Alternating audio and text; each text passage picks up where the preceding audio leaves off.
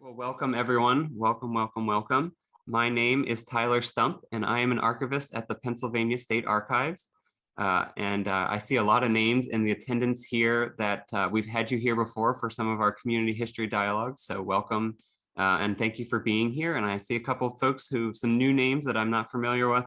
And so thank you for coming, and we're very glad to have you here today.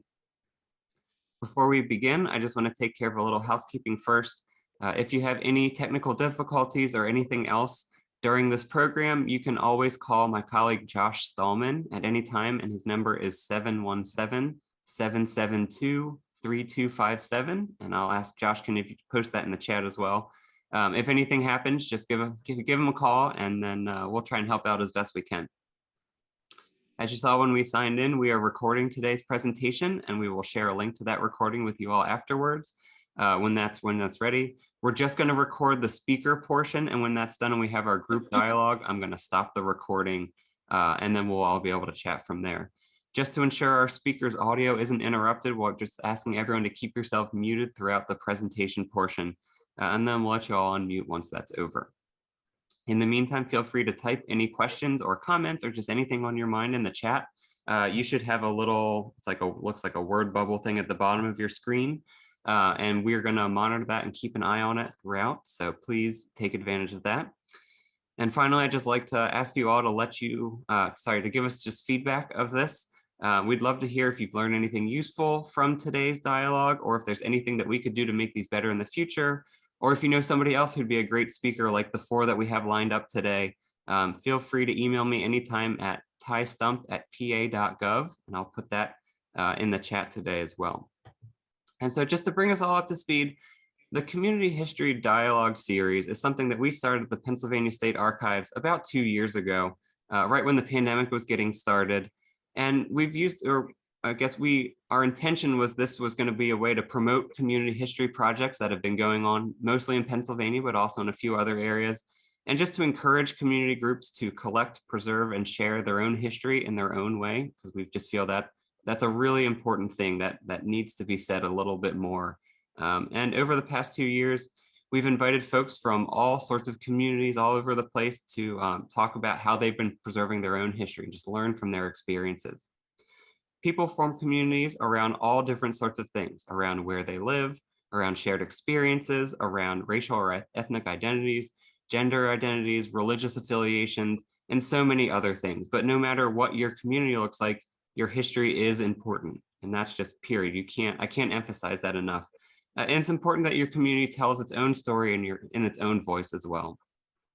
The other day, I was reading about a community group in Texas that has been working to collect recipes and cookbooks from elders in their community. And there was a quote that kind of resonated with me and made me think of what we're talking about today, where they wrote that collecting this part of their community's history is important. It says, they're mirrors of the age, and they help us see our life in a unique perspective. And so kind of in that spirit, I'm just really excited to introduce our speakers today, who are all current or former members of Penn State Berks Rewriting Community History Project. And I know they'll tell you a lot about what that is. I'm not quite sure what order everyone's presenting in, so I'm gonna read it out as I have it on my notes, and then we'll hear from them. But we have Brittany Tarr, who is a professional writing major at Penn State Berks, and she graduated there in 2010. And then she went on to earn her master's in communication studies from Westchester University in 2013. Since then, Brittany has continued writing and is a stay-at-home mom to 2 incredible kids, who I just heard a little bit about. We also have Dr. Laurie Grobman, who is a distinguished professor of English and Women's Studies at Penn State Berks. Laurie's teaching, research, and service interests center on community engaged scholarship and teaching, as well as anti-racist social justice education.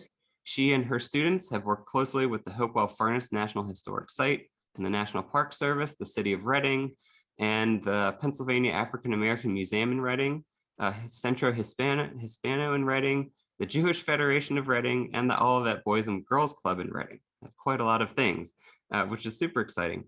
Laurie has 2 sons, Alex and Andrew, and she volunteers with the Olivet Boys and Girls Club in Reading, where she leads a hiking club, which is super cool too. We also have Troy Howell, who is a second-year English major at Penn State Berks. She has done 3 projects with Laurie or with Dr. Grobman Hopewell Furnace Project, the Star City Boxing Program, or project rather, and her undergraduate research project, which focuses on educational disparities. And our fourth speaker, or we'll see what order they come in, but that's Janique Jules, who is a senior writing and digital media and political science dual major, who's also minoring in Spanish and earning a certificate in social justice at Penn State Berks. So many accomplishments, I'm getting tongue-tied over them all. She has worked with Dr. Grobman for 2 semesters, one on the Hopewell Furnace Project and another this semester on the Star City Boxing project again. And with that, I'm going to hand things over to them, and I'm excited to hear from you all. Oh, hi, everyone. I'm Lori Grobman, and I really am excited to be here with one of my former students, Brittany, and 2 of my current students, Janique and Troy. And I appreciate that you're all here and will listen to our stories about stories. I'm going to share my screen. First, I just wanted to show you the site where I have posted a lot of the student projects that have been done since I've been at Penn State Berks. And I believe that Josh is putting the link in the chat. So right here is the most recent one we did. We need a better cover. This one wasn't actually printed up in a book. This was during COVID and things were crazier, but the others have all been printed up in books, and also they're all here on the website. The first one I did was this, Woven with Words, a collection of African-American history in Berks County, Pennsylvania. And that was really a moment that changed my life, when I changed my life, my career trajectory, and my understanding of who I am in the world, and also really raised so many questions for me that I keep learning more and more about each time I do these projects. Okay, now let me just share my screen again with my...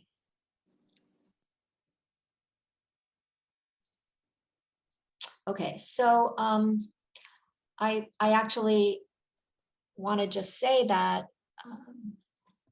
that's something that Tyler said. Wait, I'm just trying. Okay, there we go. Tyler, in his short introduction, said something like, it's important that each community tells its own stories in its own voice. And that is such an amazingly critical and relevant claim or assertion or statement, because that first project that I was part of, the one I mentioned, the Woven with Words, was done with the local African-American African-American community, mainly through the local branch of the NAACP, and maybe some of you have heard of the Central Pennsylvania African American Museum that was in an old, in an old church, historic church building in Reading. And about 3 or 4 years ago, they had to close because of rent. And but now it's being transitioned to Albright College. So luckily, all the museum materials will still be available to the public eventually. But I led that project, and I was sitting at the NAACP banquet, and I think this was in 2003 or something like that. And Mr. Frank Gilliard, who was the founder and long-term director of this all-volunteer museum, was telling the audience of almost all African Americans that he said something like, we have to tell our story. So very similar to the kind of thing that Tyler just said. And then he said, oh, and here's Lori Grobman and her students who are going to be leading our story, or something like that. So it was like at that moment that I was like, oh my gosh, that idea of who gets to tell whose stories and under what circumstances is doing so appropriate if you're telling someone else's story, and even what does that even really mean if you're telling someone else's story, because in what many ways are stories shared, in many ways are communities overlapping and communities shared. And I kind of just bring that up because this is, because Tyler said that, and it really is just always been the critical question that I ask myself every single time, and that I bring to my students' attention every single time. The stories that I've been involved with, and I like to say that with most of them, I facilitate them. I facilitate the telling of them through a partnership with whomever we're, working with in the community and the students that I have in my classes. Although I wrote one of the narratives in the most recent Hopewell project, and I'm also writing one of the stories right now in the project that two of the two current students in this presentation are working with me on.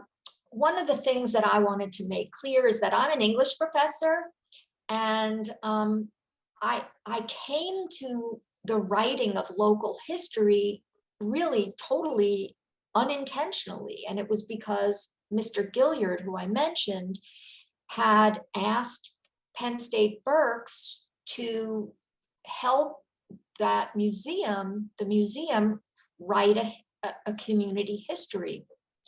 And so I remember that semester I had been teaching, I was about to teach an ethnic studies class in race and ethnicity. And I was like, oh, this will be a perfect fit.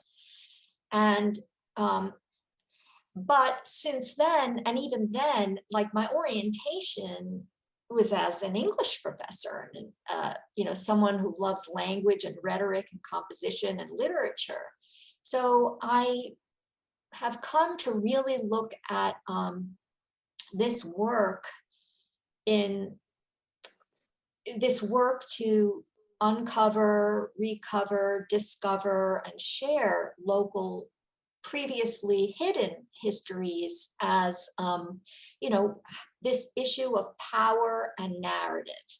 And these are the quotes from a woman named Eileen Gunn, who I just think that, I think these quotes are so powerful, these statements. And she says, in the study of history, control of the narrative confers power. And, and I know that many of you in this group already know that, but it's something that it's so important for students to understand, and that because they are doing some of the writing and therefore they do have some control over the narratives that they're writing, I love that Gunn poses this question: narrative power, who has it and what are they going to do with it? How does the ability to tell stories and the need to hear them affect who has political power and who has none? So I really try and let the students know that, they, as small or as, as sort of small as the contribution they're making to history may be, every narrative can either contribute to or counter the dominant narratives that have really marginalized so many people. I also want to just say, in the last few years, I've also turned more to storytelling rather than history. And we've done a lot of work also with public memory. So a lot of it overlaps. But anyway, the current project we're doing is with Star City Boxing, which is a nonprofit gym in Reading. I don't remember exactly what time I started, Tyler. I'm sorry, I was supposed to pay attention to that. You're okay. Okay, but anyway, the main intellectual and pragmatic issues that that students, because these classes are always framed in an intellectual context that is relevant to rhetoric, the discipline of English, language, narrative, and history. And I don't know if any of you have read this very short article by Nealon and Giroux. I can get the citation to you if you'd like. And it's called History. And it's just a very brief but very accessible introduction to how history is rhetorical, and how and how, again, how narrators control it, and how we end up with dominant narratives. And students usually are blown away by it because they just haven't thought of history in that regard. In fact, I'm teaching it in my first year writing class right now. And so I'm, seeing students deal with it. Anyway, so these are just some of the main issues that we talk about. What's the relationship between activism and storytelling? And of course, history. What does it mean to be an authentic or a non-authentic voice in the telling of the stories? We talk about what it means to build community within and across communities. We talk about identities, personal, cultural, community, mixed. We talk about the relationship between language and identity, narration and narrative. One of the things we talk a lot about is shared authorship and collaboration. And voicing, telling, hearing, listening, and of course, whether or not this work is social justice oriented. So I think I'm going to stop. I think I've probably, the only other thing I want to say before I turn it over to the students is that I believe that there are many, many important benefits from this work, and mostly I think is the benefits to students, college students, and they'll talk about that from their perspective. And I will say, not, these are the students who like these projects. Not everyone does. I have a lot of students who are defensive and resistant, there's no doubt. I think it's important to get these stories told, and I am really happy that I've been able to be a part of that in the Reading Berks area. It's never boring. There's always something unexpected, and we really realize what a small world we are. The sort of most prominent example I have of that is that first year when we were doing Woven with Words, a student was interviewing Mr. Gilliard, and in her interview, she realized that the man who had fired Mr. Gilliard at the Wernersville State Hospital in the 40s or 50s was her grandfather. And he was deceased and couldn't tell his side of the story. And it just became a really important lesson for her and for the class of who has the right to tell a story of someone who's deceased when that person, really looks bad. And she was very concerned for her grandmother and her mother. And anyway, and then the last thing I want to say is I learned so much through this work. I think that one thing that's different about my life as a professor than maybe many others is that I'm always learning, and I go into the class. So we're doing a story project on boxing, and I assigned readings on boxing to my students, and I know nothing about boxing, and I consider myself an expert on scholarly articles about anything, including boxing, and I can bring students into those conversations to provide the context that they need. But I don't pretend to be an expert in a lot of it. Okay, going to turn it over to Troy and Janique. Wait, who is going next? Brittany. Sorry, and I'm going to mute. I'm going to unshare and mute.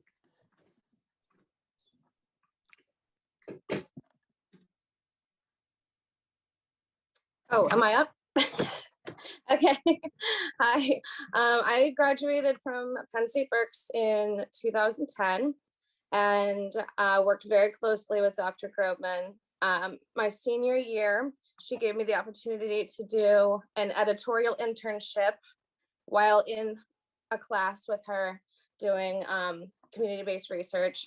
And we started digging into the Hispanic and Latino community of Berks County.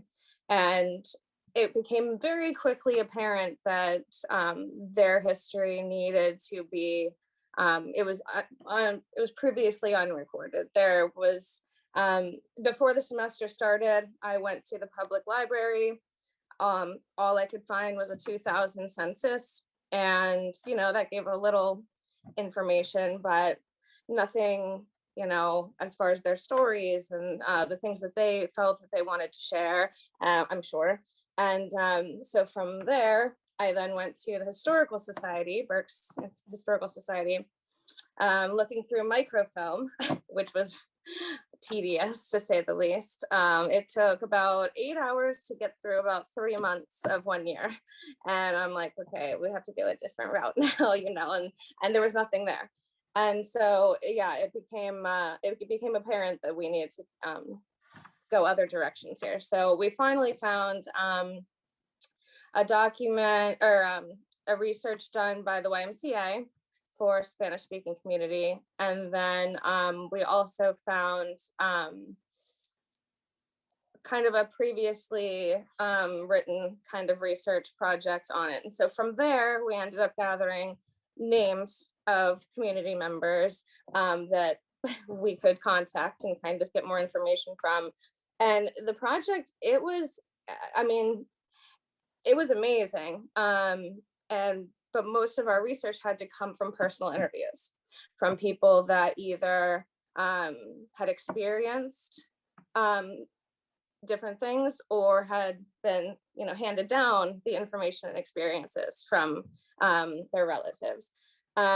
So the personal interviews, it was amazing. We had a little bit of language barrier because most of our students were not of Hispanic, Latino heritage. And so that proved a little difficult, but the community was incredible with their stories. And so I started this internship thinking that, I'm intending to go to grad school, so it's going to kind of benefit me, but I didn't realize how much this project would impact me and how I view this kind of research and the need to, document and storytell these histories that are not out there. It's very important.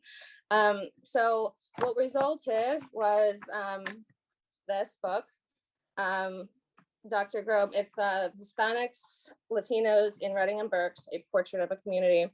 And Dr. Grobman was sweet enough to let me take on anything I was comfortable with. So, which resulted in I designed the cover and edited it. She let me write the introduction and couple chapters. I did the education chapter and called everyone to meet with us and interviews.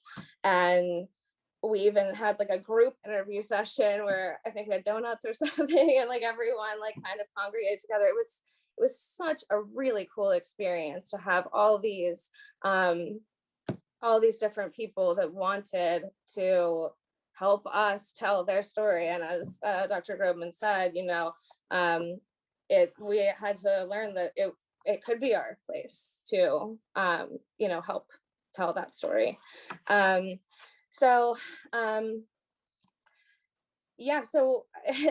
book was, I don't know, I'm speechless right now. I had all this planned to say, but I really am so thankful that I had this experience as a student, and I intend to continue carrying on the need for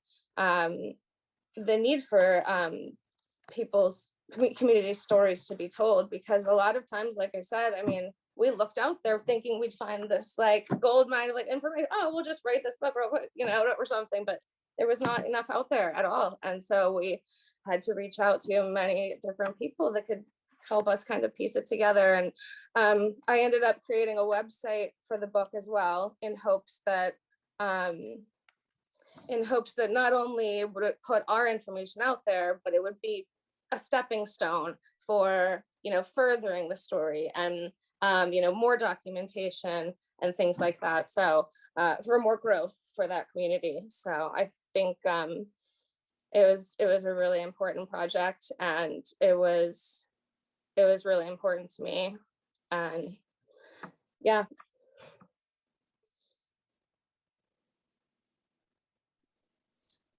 All right, so then me and Troy will take it away with our part. So I'm going to share my screen. Just give me 1 second. Let me make sure it's all queued up the way that I want it to.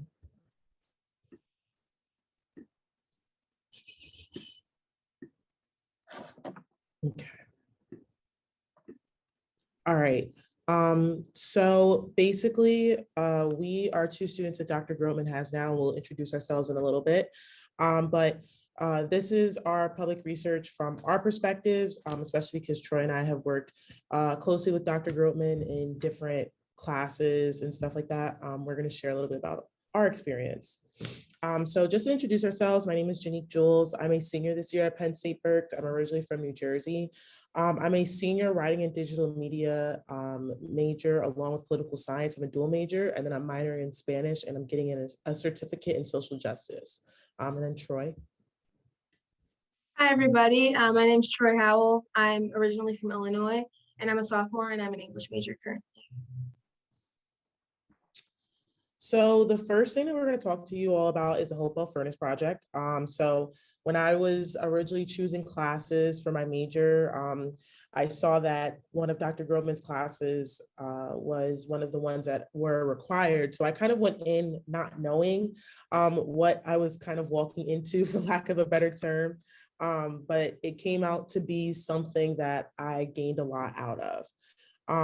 So I'll just explain to you a little bit about what the project was. So basically, the project was researching the Hopewell Furnace, which is in Berks County, if you're familiar with it. And a quote from the Berks County Hopewell, or the Hopewell Furnace National Historic Site, states that the Hopewell Furnace is an early American landscape of industrial operations from 1771 to 1883. Hopewell and other iron plantations laid the foundation for the transformation of the United States into an industrial giant for the time. The park's 848 acres and historic structures illustrate the business, technology, and lifestyle of our growing nation. So this was a very significant piece of Berks County history and American history. And later on, we find out even African-American history. So basically the objective of the project was we researched many of the African-American families who worked at the furnace. And the reason why we did some of this research was we noticed that there wasn't so much information written on them, or if there was information, it was pieced in different aspects and different locations. So the goal for each student basically was to create their own puzzle, kind of to piece together the different family members in Hopewell. So I'm not sure if you guys have seen the TLC show from a while ago where someone wants to find out more about their ancestry. So a producer and a whole staff kind of helps them piece together that puzzle. In my mind during that semester, I kind of felt like that's what we were doing. So I researched the Watson family. So John Watson was the patriarch of the family. He was the one who directly worked at the furnace. So this is the family tree that I found on ancestry.com. I actually worked with a classmate on this project. So we used different resources to look through the family and to try to find out more information about them. So this family tree was actually like the golden ticket in our research because it kind of laid out basically how the family tree went. And then we just use our other databases and different censuses from that time, different furnace records of that time to try to piece together the whole family tree. So we did get a lot of information. Like I said, we found a huge family tree, and that was like me and him were like rejoicing, and we showed Dr. Groman and she was like, oh my gosh, that's amazing. But we did hit a few dead ends, and you can kind of see on the family tree. We actually reached out to one of the Watsons who is still alive. And unfortunately, we didn't really hear anything back. We had to reach out to her via a website email. But me and my classmate have talked about the project since then, and are hopefully, and with Dr. Groman, she emailed us a few times asking us about it. Hopefully we can still help in some way piecing this puzzle together. And now I'll pass it off to Troy. Well, I had the Ford and Thomas families for this project, and we didn't luck out and get a family tree. So we were pretty much just going through census records and seeing where they appeared in the 1800 censuses. So for the Ford family, we found record of Edward Ford, George Ford, Henrietta Ford, Jane Ford, Minty Ford, Henry Ford, Joshua Ford, Mary E. Ford, and Miriam Ford. And so Edward was the, I guess, like the head of the family. And then we found like record of Jane being his wife, and then like George and Henrietta were his children. And so we kind of just kept piecing things together based on like when people were born, when they appeared in the census records, when they stopped appearing in the census records, and things like that. So basically like the goal of the project was just like Janique said, we were kind of like piecing together things. We were looking through the records for information, and then we were kind of like placing and tracking the families at and throughout the furnace. And then we were kind of like formulating stories that track them through their time at the at the furnace. I apologize. But yeah, so then for the Thomas family, we found record of John, Elizabeth, and James Thomas, and there was like barely any information about them. So we kind of hit a dead end as far as that was concerned, but we did compile a lot of information about the Fords, and then we got as much information as we could about the Thomases. So yeah. So the goal of this project specifically when we were doing it was focusing on counter stories. So counter stories in short are an opposing or alternate view of a story. So throughout that whole entire semester, we were researching different counter stories. We were talking about different ways that history was told to us, different ways that certain communities saw certain US history events versus other communities. So the biggest part of this project was the counter story of African-American history in Berks County. So this research shed a different light on especially the Hopewell furnace and the history within the furnace. It also allowed a different perspective on Hopewell than what was originally seen. So again, because most people don't automatically envision such African-American history, especially in that area at that time in Berks County, it allowed a counter story of what happened, but not so much from the voices of the majority community, but the minority community of the African-American people. So for example, within my family, we trace some of the ancestry back to Philadelphia and Baltimore. And it was around the same time as like Harlem Renaissance was happening in the Great Migration, where a lot of slaves from the South are moving up to the North after slavery. So some of these offer a counter story where we could see a new light of the history versus what was originally usually told to us. Yeah, and then the counter stories also amplified the voices and stories of those who were historically misrepresented, like Janique kind of talked about. People, African-American people in particular, don't have access to a lot of their history because of slavery and like the trickle-down effect of that. So us compiling these stories kind of like created a documentation of the existence of these people at the furnace, which was really important. So from there, we kind of want to talk about our positionality within the Hopewell Furnace project. So like I said, at first I was walking into the project and I was like, I have no idea how I'm going to be able to do this because I've never done anything like this before. So it helped me have a deeper understanding of African-American history, especially in Berks County. As an out-of-state student, I was not really familiar with Berks County. And then when I did move to Berks County for college, I noticed that I was a significant minority, and Troy can probably also agree to that. So I didn't really expect there to be a lot of African-American history in Berks County, especially because I hadn't seen a lot of it. It also allowed me to see how much African-American people have a significant role in the country, even though they are a minority. I've always kind of knew this, but specifically in this area, and also like how much Hopewell transformed America, again, with the counter story. It's not really spoken about how many African-American people worked at the furnace. And they were the main people trying to get the furnace up and running. So yeah, that was some things that I learned. And then Troy. So as for my positionality, this project really encouraged me to reassess historical inaccuracies and things that were like previously and like historically are omitted from our history. I feel like there's a lot of different things, I guess like places that are similar to Hopewell in that they were kind of, I mean, African American people were an important or instrumental part of like their maintenance or their upkeep or like their creation in general. And then they're not really documented to have been there or to have been as big of a part in the creation, upkeep, and maintenance as they were. So I felt like that really just encouraged me to reassess our history and push other people to do the same. And then also like as an African-American student myself, my positionality in this particular project, kind of like Jeannie talked about, like gave me like a deeper connection to the stories that I was like researching. And it kind of like made me feel an obligation to telling people stories that we were telling because different like differently than my white peers, it's kind of like if I were born in a different time period, I could have easily been like one of these people. So it kind of like made me feel more of like a connection to the story in general. And then the value of the project, obviously, like for me, kind of like I talked about, just me being an African-American student and then documenting African-American people in a place where I wasn't really aware that they were. I felt like that was very valuable for me.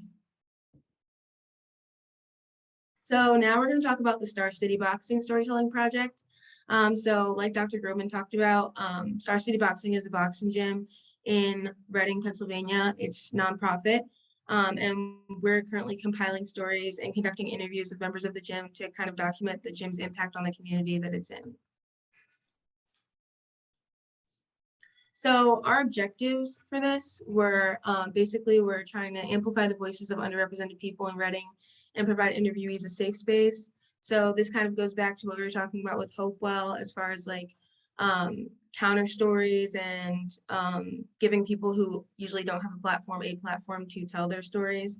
And then as far as like the providing interviewees a safe space, Bell Hooks talks about theory as healing. And through like the theory that we're giving, I mean, I guess like we're documenting these stories in a way that validates the experiences of people who've lived and had these experiences. And then we're also trying to dispel stereotypes about Reading and create a counter story for the community. So obviously like Reading kind of has stereotypes surrounding it, like that it's not affluent, that the people there are violent, things like that. And so giving a platform to something that has such an overwhelmingly positive impact on the community kind of like goes against that narrative. And then also we're kind of like spreading the word about Star City Boxing and the things that it does for the community. We've seen that it has a really big positive impact on the community. So kind of like using our platform and like our positionality as students and as like people who are in a position of privilege and power to kind of amplify that and maybe encourage people who are also like in Reading or in similar areas to Reading to seek out boxing or seek out Star City Boxing. So the way that we actually did this project, which was a little bit different than the other one, is because our main characters of the project we were interviewing versus our main characters of the project last semester or spring of 2021. They were mostly deceased because it was a little bit further back in history. So the way that the gym is that Alex Betances is the one who created Star City. He is the image behind Star City, and his wife, Monica Rios. So our class was given different people within the gym to interview. So some of us were given coaches, some of us were given boxers, some of us were given different pieces of the Betances family. So I had the opportunity to interview the Betances kids. I put quotes around it because they're not kids, but coming from a big family, like I feel like I'm gonna get the name of a kid my whole life just because I'm the child of my parents. So I interviewed Alex Betances' daughter, Ali Betances, his son, Alex Jr., and his niece, Tylea. So the way that it kind of worked out was that we all had to interview our different people that we were assigned. So I interviewed them. And after we did the interviews, we go through a transcription process where we basically type up everything that we learned or heard in the interview. So word for word, for us to be able to correctly narrate the story. And then from there, we write up our 3 stories. So just a little bit about them. So Ali Betances is currently a junior at Temple University. She's the daughter of Alex Betances. She helps out with the gym a lot. She does a lot of the behind the scenes things. Tylea Betances, she is the niece. She is a grad from LaSalle University down in Philadelphia. She studied psychology. And again, she also helps a lot with the gym along with her full-time job. And then Alex Jr. is the son of Alex Sr. And he also graduated from a school down in Florida. And he is like basically like his dad's right-hand man with a lot when it comes to the gym. He was on the phone through Zoom with his dad when we all met them for the first time. So we're currently in the midst of working on the project. Me and Dr. Groman were actually just talking about it this morning. But yeah, so that's just a little bit of what I've learned so far from my interviews. And then Troy. So my interviewee is Stephen Torres. He's kind of like a success story of the, can everyone hear me? I'm just making sure my thing just like disconnected randomly. Okay. Yes. Good. Okay, good. He's a professional boxer. He's currently undefeated and he's on track to become the world champion. So he's kind of like one of the most successful boxers to have come out of Star City Boxing, and it's really interesting to hear his perspective and like have the opportunity to interview him because he grew up in Reading and he like experienced the hardships that Reading, people in Reading commonly experience, and then he's kind of like coming out of it. So it's really interesting to hear his perspective on that. So the counter story of that we're making through the Star City Boxing Project is basically, like I talked about before, like countering the stereotypes surrounding Reading that it's like non-affluent and that the people there are incapable of success. I thought it was important to note that Reading is a space of civic vulnerability, and a space of civic vulnerability is an area where disadvantages accumulate and then result in negative outcomes for its inhabitants. And then the obstacles to success that the community members face reflects that this is a space of civic vulnerability.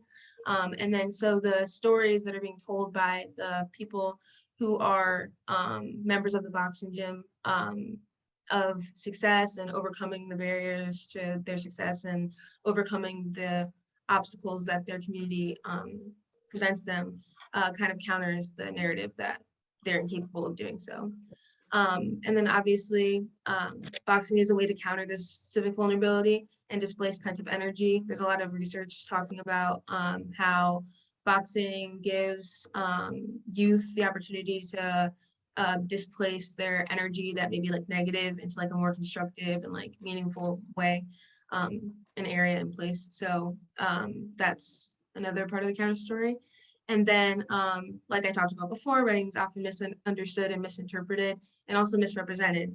And rather than people taking the opportunity to go into the city and see what's there, they kind of just push it to the side and overlook it. So our positionality in this, Dr. Groman kind of talks about how she encourages students to evaluate their roles as interviewers or storytellers. And like we've interviewed our roles as interviewees a lot throughout our semester. We've had a lot of readings and discussions about whose story it really is and the role that we play in telling these stories. And then obviously, like as a student of color, I'm kind of in a position of privilege as a student because I have access to like the academic sphere.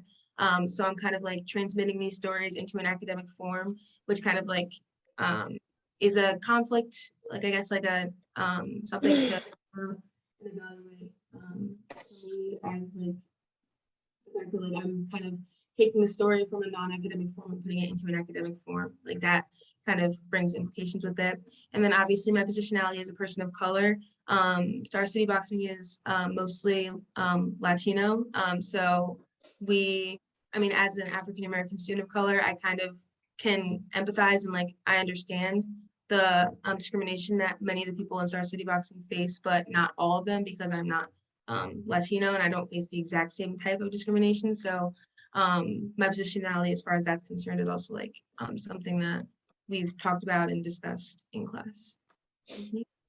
And then my positionality in it was a lot similar to what Troy said, but to also add, I saw how important it is to go into these areas and really see what is happening there to continue to build the history. As we stated throughout this whole thing, writing is often very misinterpreted and very misunderstood. And rather than people actually going in to see the rich history of the city, it's often just brushed off as just an inner city. My positionality in it is that I have a certain relation to the people to the Betances family, specifically Allie, for example. My mom's side of the family is from Newark, New Jersey, which is also an inner city, and I can see how often people will dismiss an area versus going in and seeing how much history and how much people are actually doing to better the community. So some concluding thoughts.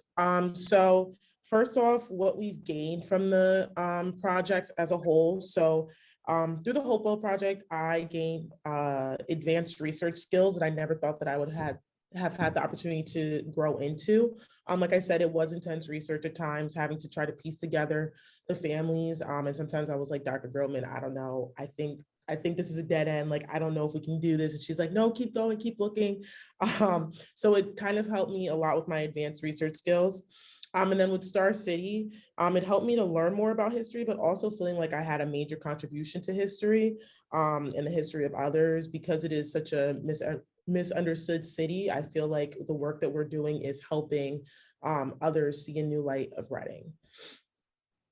And then I gained, as an out-of-state student, I didn't really know anything about like Pennsylvania, especially not like Reading. So obviously I gained like insight into Reading and like the community.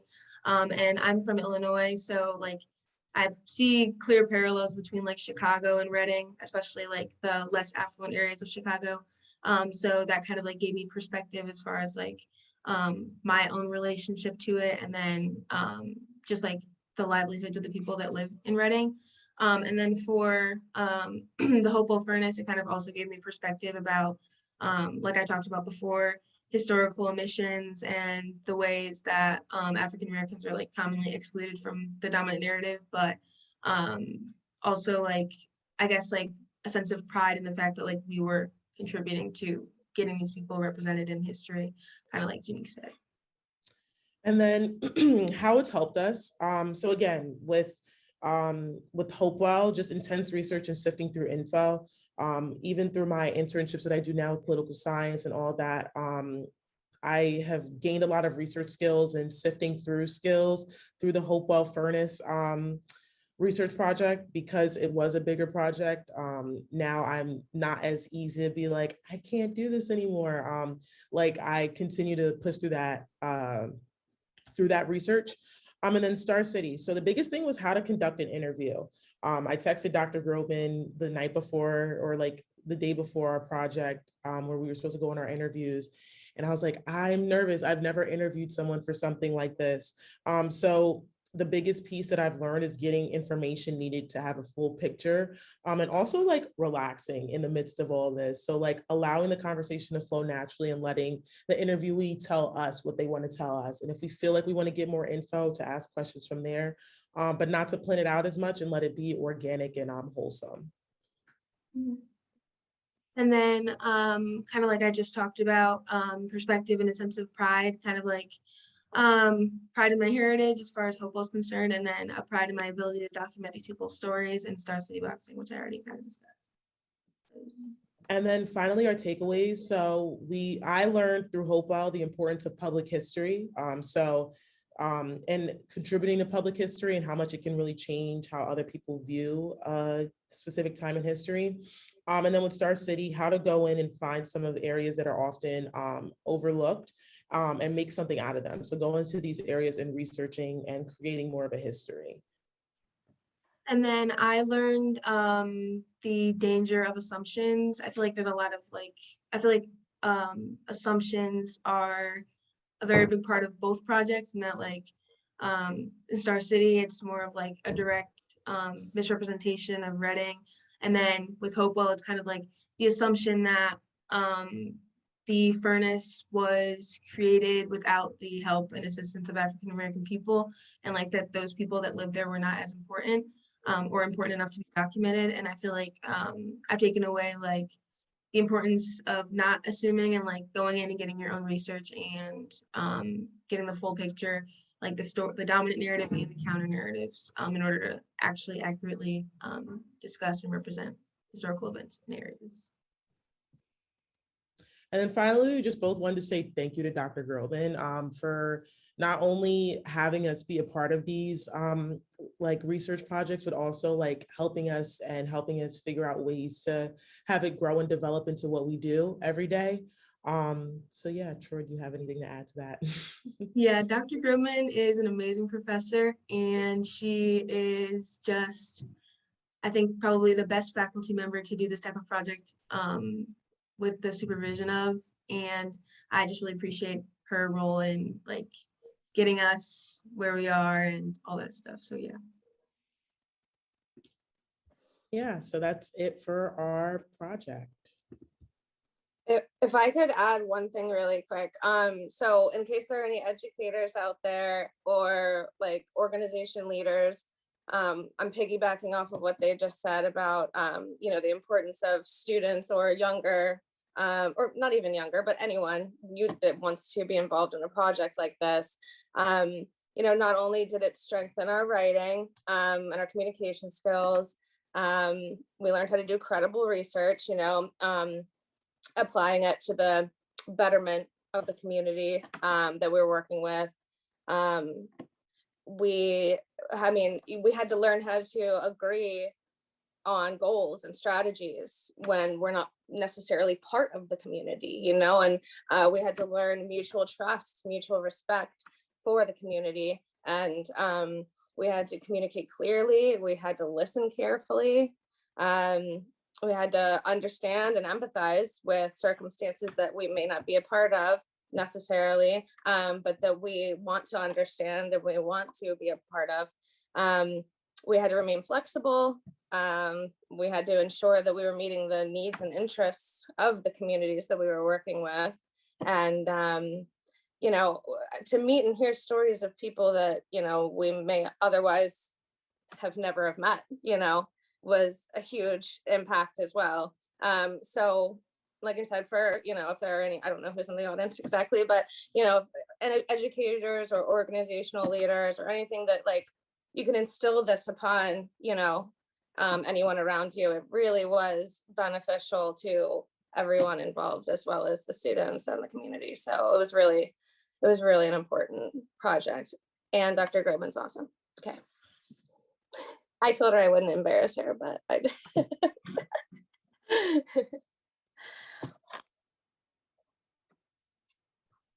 All right. Hi, it's me, Tyler, again from the archives.